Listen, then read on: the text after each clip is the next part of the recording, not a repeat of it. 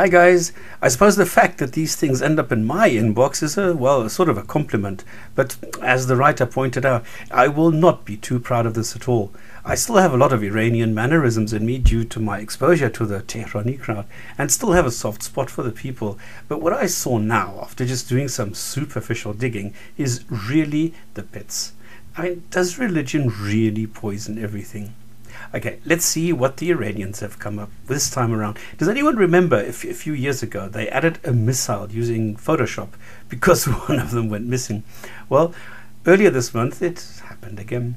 And I've shown in previous videos that Muslims have not really contributed anything constructive towards mankind in the last, 500,000 years?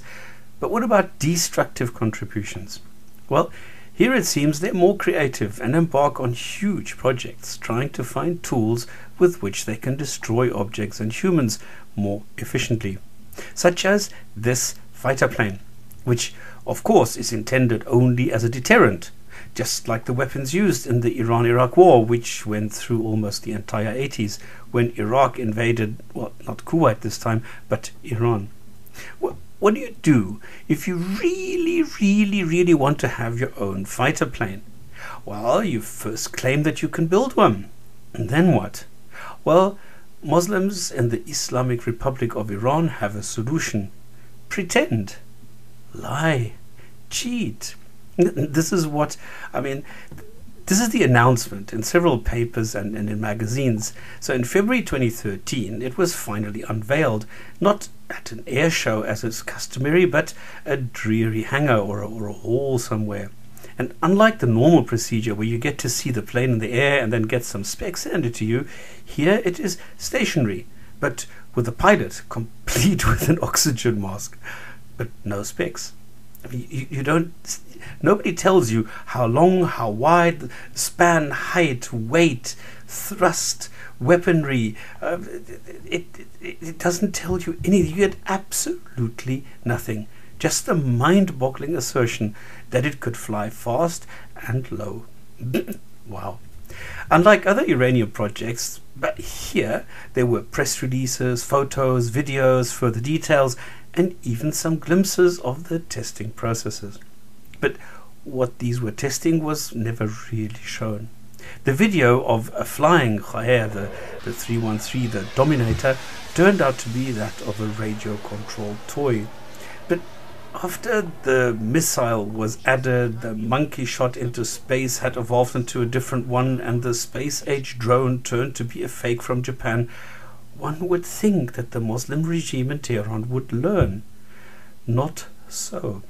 Just after the unveiling of the plane on Iranian TV during the anniversary celebration of the 79 revolution, it immediately came under criticism from aviation experts who pointed out the wrong size, the shape, the aerodynamics, stating that this was a fiberglass, balsa wood and paper mache mock-up and not real.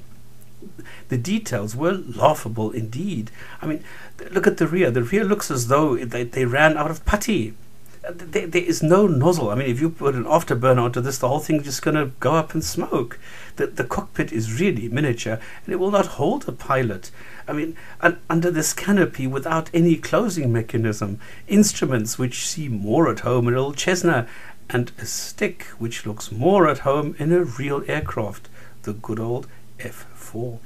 The speed indicator is not part of a jet aircraft, and what looks like a cassette player, I mean, it might play 8-track cassettes. The LCD screen on the right is not visible to the pilot, and the controls beneath it too.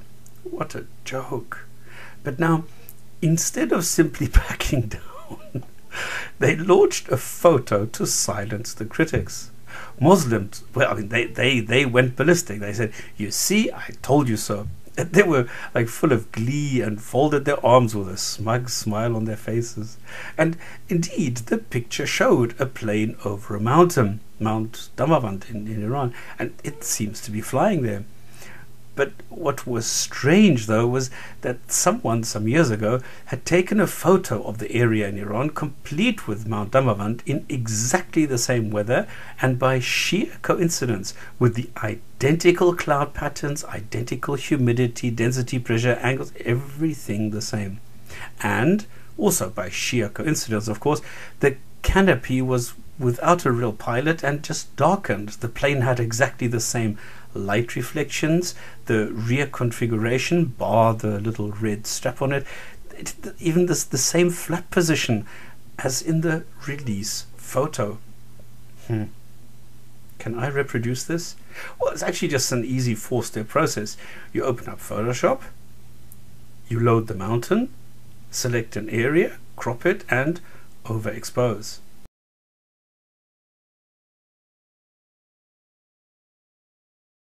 You take the lasso, trace the contours of the plane,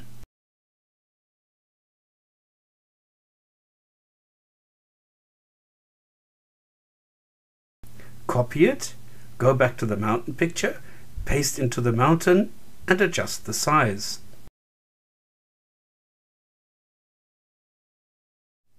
Finished. Oh, there is a step 5, which is hope no one notices. In this case, they did. Oh, it's such a shame and so stupid.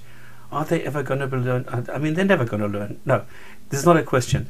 They are never going to learn.